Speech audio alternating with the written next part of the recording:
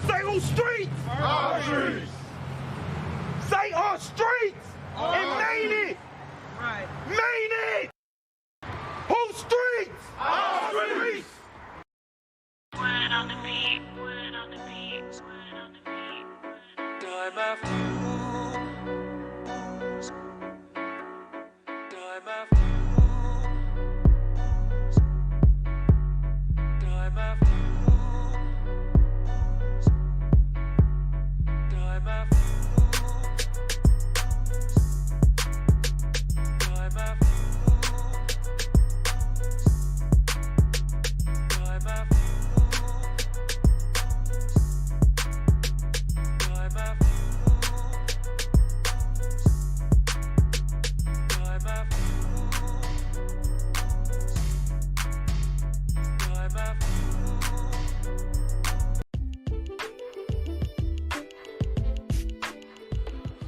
What up, what up, what up? It's your boy Bazz. Y'all tuned in to another episode of M's Podcast. Man, this episode we diving straight into it. We going off the words of Jay-Z. Man, can I live? Can I live? Can I live, man? I'm just going back through. This is like a music review, but at the same time, man, this is just juice, man. And just taking in the perspective of Jay-Z when he first came out. He says arguably one of his best albums. He thinks it's his favorite. Well, to him, it's his favorite album. To me, it's a competition. It's between that and American Gangster. I mean, this one for sure, but then American Gangster is up there. I ain't gonna lie, that was a classic of oneself. But a lot of times, you know, just my whole perspective, I vibe with this song. I feel like it still translates to the day, like the title, even everything. Man, Can I Live? Like, he basically just talking about just trying to get it, and then like, you know, you always hear the saying, you know, more money, more problems, man, more black, more problems. In the hood, you got problems, like, but he just like, man, can I live? And he just trying to make it out of his current situation, but then seeing all the pitfalls that come with it. You feel me? Like, from him just having to always be hip, him always having to always be, you know, thinking critically in the moment, coming from the streets, you know, even being in the rap game, but understanding that street mindset, he was thinking like, can I live? You know, he always got stuff to watch out for. He always got to be mindful for things. He always had to be, you know, calculated and intentional by every move and every step that he made. So I say the same thing with like this whole entrepreneurship grind, this whole lifestyle, just the life that I live. You know, it's the same thing. I feel like you got to be real critical about every move that you make. You feel me? But at the same time, it's pressures, you know, your circumstances going on around you, and it's just like, man, can I live? Like I'm just trying to create, make something great, man.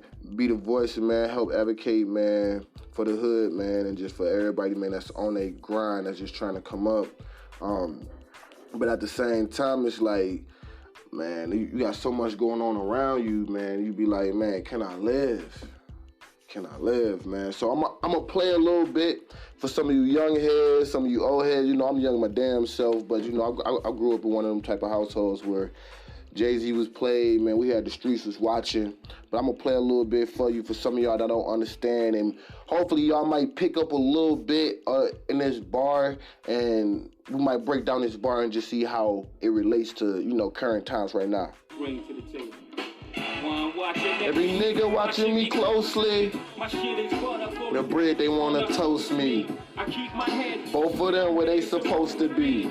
It's clap from both. I don't sleep, I'm tired. I feel wired like codeine these days. A rubber gotta admire me from 4 fiends away. I'm not gonna lie, that was crucial, because he said, you know, these days a brother gotta admire me from like 4 fiends away, which means he's basically saying like he's so knee deep in the game that like you can't really get close to him. Now, if you think about the way Jay-Z moved today, like you gotta admire him for 4 security guards, valet, and all type of stuff away. Like, you know, he did a good job at like removing himself from being accessible to everyone, which means you could be accessible to bullshit. But then by like, that's just how I'm breaking it down. But then when he also saying you gotta admire me from 4 fiends away, like, man, I'm not that accessible, like, as a hustler either. You feel me? Like, You feel me? Like, you gotta work your way up to get to me. Like, I ain't just, you could just make a phone call, or you might just catch me just standing on the corner or something like that. You gotta admire me from 4 feet away. Like, you gotta get in line, buddy. Like, but just going more deeper to that, where, like, he was just like, and he was just talking about, like, how you could tell, like, just people just scheming, like, they say more money, more problems. You make money, people see you make money. And, people, they got their own perceptions around that. They got their own intentions around that they build. I'm going to play it back one more time. So we all for you. Well. And he said, as I see everybody watching me closely, for the bread they want to toast me. Watching every nigga watching me closely. My shit is butter for the bread they want to toast me. I keep my head, both of them where they supposed to be. Holes to get you sidetracked and clap on close beat. I don't. Man, he basically spoke about what Cardi B said when she did her raps before Cardi B even did it. You feel me? Like, I keep both heads where they supposed to be. Man, because these chicks will get you clapped, like, on both sides, and, him coming from that street environment, coming from the streets, you understand that, like, your most vulnerable moments can literally be your last moments. So somebody could catch you with your pants down, and that could be everything for you. But then also, it was just saying that, like, you feel me, don't be just, jumping, from every chick, you feel me, like, don't let your dick dry you. You feel me? Don't get lost up in that, because in this valley, it's valleys and peaks. You feel me? Like, everybody gonna want you at some point in time, because you gonna be like the hottest thing out, or like you like a hot product. But don't fall for that trick, because motherfuckers is still scheming on you. So learn how to use both of your heads. You feel me? So it don't, disrupt your life. But then, that one boy, like, he just came off the gates just dropping jewels, like, man. He said, my junk butter for the bread, they want to toast me. Man. I cannot keep both heads where they supposed to be.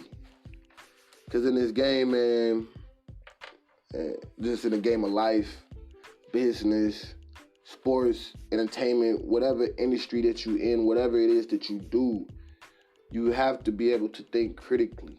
And you also gotta, minimize your distractions. And depending on what environment you in, you don't even have time for distractions, because your distractions could cause your whole downfall. And we're gonna go through just different scenarios with that too. Like, you don't really see too many professional athletes pay too much attention to what's going on in the, like, with the fans. Because if they do, because they're in emotional, they're in an aggressive state of mind, you feel me, they might react. So they can't really get caught up in what's going on outside of that, because they need all that energy to be invested into the game that they playing. So it's like keeping that tunnel vision. Now, we have seen in the NBA where sometimes some players may get distracted by the fans and how that played out. You feel me?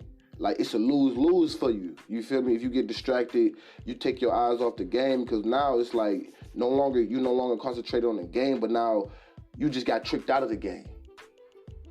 You interact with them fans, you do something wrong, say the wrong thing, anything like that, you guaranteed suspended. Because why? Because it's your organization's best interest to keep the fans happy. So you basically just let the fans trick you off the streets. Long story short, you will let a fan trick you off the streets. If we're talking in an athlete term, so it's like staying in your own mind. Like, man, keep my head in the game, man. Like, let me not focus on what's going on over there. Let me not, like, try to cheer too much with the cheerleaders. Let me not get caught up on what the cheerleaders doing while I'm trying to be over here looking at what coach supposed to be saying, so I can understand the player's supposed to be ran. I keep both heads in the game. I ain't seeing who watching me, and also I ain't getting caught up on who is watching me too much, But I'm hip. I'm hip. Like what he said, like I'm hip. So I ain't gonna really go too far, talk too much, man. But as y'all see, man, that was just the first couple bars of the song, man. Take the time out, man. Go listen to it to yourself. I feel like a lot of us can relate to it if you don't already know about the song, because it is an iconic song. But the song is called, you feel me, Jay-Z, Can I Live? And if you listen to Reasonable Doubt, you'll see why they say Jay-Z is arguably one of the best rappers of all time. You know, that's another debate for another podcast episode. But the question of the day, man, can I live? And if God woke you up today, I feel like he gave you the answer. So it's your boy Bazz. Y'all tuned in to another episode of Ends Podcast. And we out of here, man. If you want to support, show that free support, man. Like, share, subscribe. But then also, man, if you want to be loud and proud with it, man, take a stance, man. Go ahead, man. Go buy some of that merch, man. Represent, man. Let them know that you the voice of the culture, man. But it's your boy Bazz, and we out. Peace.